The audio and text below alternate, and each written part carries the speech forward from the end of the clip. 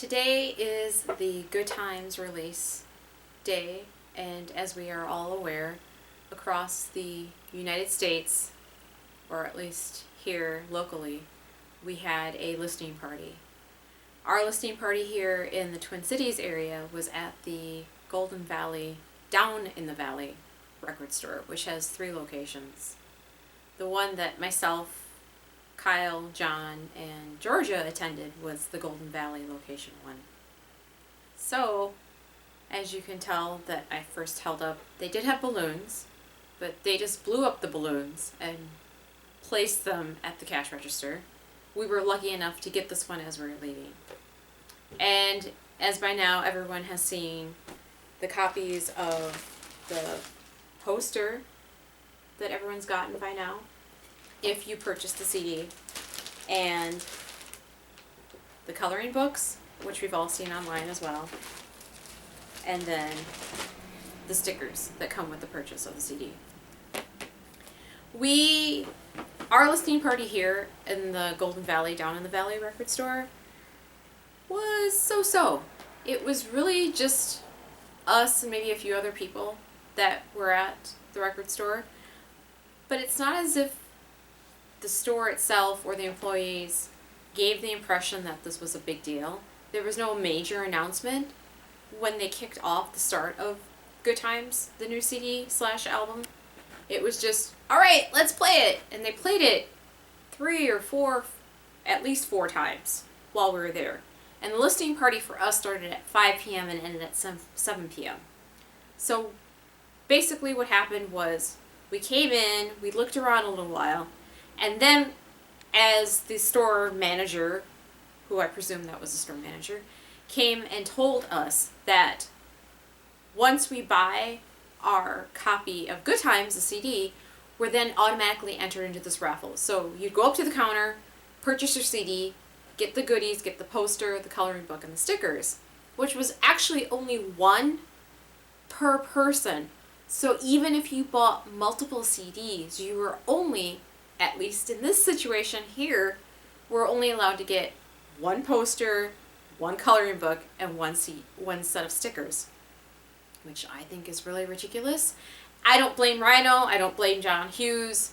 I just, however this got, doled out, whatever information each store received as to how to put the goodies out or how to offer them, who knows. I'm just stating that at least at the store that we attended for the listening party, it was really just 1 per customer.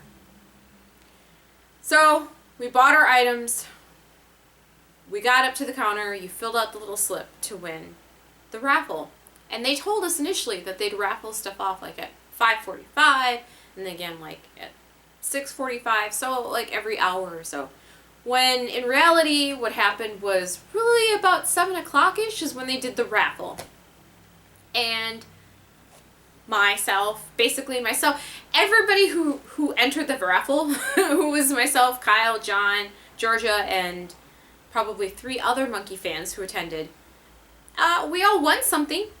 They raffled off the t-shirts, which people have shown on camera as well. These are the shirts. So, very nice, lovely. I like them. I wish I had seen or gotten raffled off a tote bag.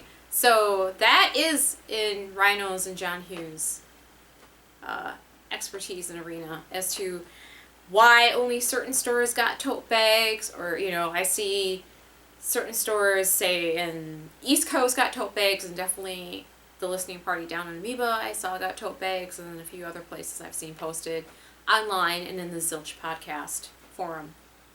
But here in Minnesota, no tote bags. That was very disappointing as well.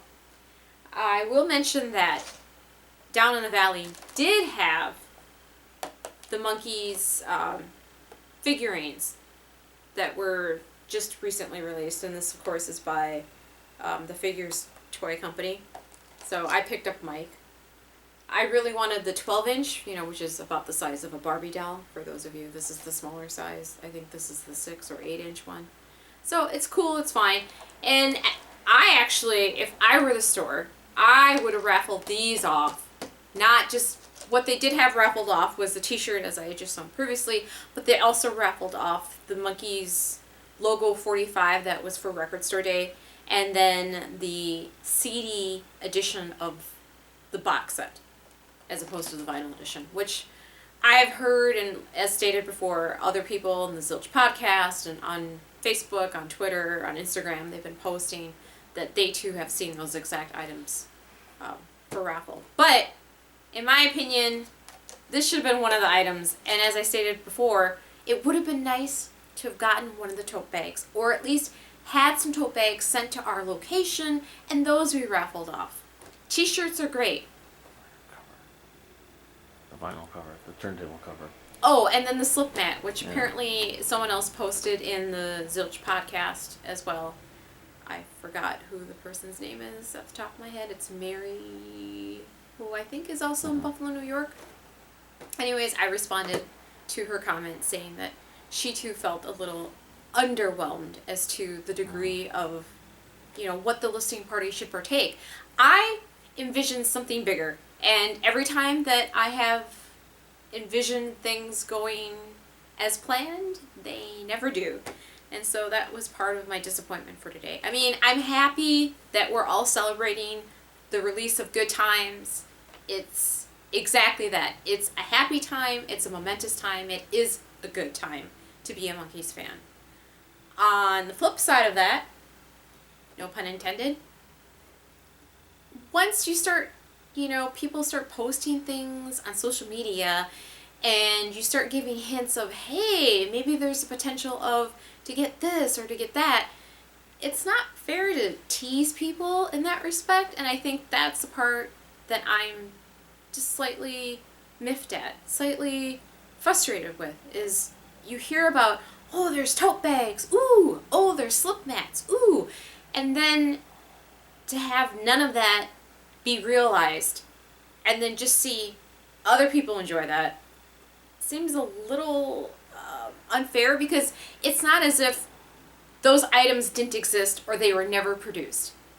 They were just in production of limited quantity, which in that situation, it should just be kept under wraps. But what are you going to do? And of course, like I stated before, we live in the era of social media, and so people all want to go, look what I got, look what I got. And just as I did right now, look what I got. I got this, but I paid for it. I didn't get this for free. So, once again, here we go back to the beginning. Anyways, just wanted to give quick thoughts of how the listening party was, as I envisioned that it would be much more like there'd be chairs, and as I saw posted on the Monkees page, on the Facebook page itself, on the official page, that John Hughes and the people at Rhino recorded at Amoeba, they had cookies, and they had the tote bags, and then they had the Monkey Man stand cut out where you could like put your face or put your, rest your head on top of it and then take a picture that, you're a Monkey Man. Yeah. Trivia. So, that would have been great. But, No trivia. Yeah, no trivia at all. Indeed. The questions I would have were loved softball. to have that, yeah. The questions were softball. Well, that's for another video. But there was no trivia. There's no trivia. The record store that we attended, just like Amoeba, there's no seats. But it seemed as if there wasn't a lot of effort, and that the store employees... Listen, I've worked in retail for many years. I didn't work in a record store, but I worked in a bookstore, and you consistently have authors coming through that you may not be aware of their work or, even care who they are. But the thing is that you want to draw in business. So you, as the salesperson, have to sell the product. So if you don't care, fake it. Why was it down in the valley? Yeah, and why was it down in the valley? Who knows? As I was discussing later this evening, actually, Barely Brothers, which is a store in St. Paul, as opposed to down in the valley, is in Golden Valley. Barely Brothers would have been a much better place to have this record listening party held at, just because of the demographic. And I also believe that the owners of that store, it's a fairly new store, and it's a mom and pop shop, so it's not even like down in the valley, which has multiple locations. It is, down in the valley is independent, but in a different sense. Barely Brothers in St. Paul is literally one store. They don't have multiple stores. I just feel that the people who work there, the people who own the store, and the demographic that goes to that store would have been better to have this release. So, who knows? Like this the may be Fetus? the last Monkees, Yeah. album that we'll ever get. But in the future, if John Hughes / Rhino Records / the PR media moguls at that company want to know, maybe you should just ask the fans for some feedback before you go ahead and go, we're going to pick A, B, C, and D record stores in D, G, E, F towns. Perhaps just, poll the people who actually live there and maybe check with them to see, well, what record shops do, would this really fit at? Let's ask the people in those areas who live there because they know the best. So I'm happy I got the CD. Happy that I got some goodies, even though I didn't realize it was supposed to be one per person. But nonetheless, those are my thoughts on today's listening party for Good Times. You want a future video on the actual album and your reaction? Yes, there will be a future video on my reaction to the full album, including all the bonus songs that I've heard so far, which means the Zach Rogue song "Terrifying," the second version of "Me and Magdalena," and the Peter Tork song "A Better World." So it's all three of those songs plus the main tracks, and of course we haven't heard the additional Andrew Partridge song, but that will be soon coming out when the vinyl is released. And Black Friday Records Right, Sunday, and- maybe. Yeah. Right. Other stuff coming down. Other stuff is coming out. But yes, so part 2 or another segment to this video that will complement is my reaction to the album as a whole. So thank you. Good night.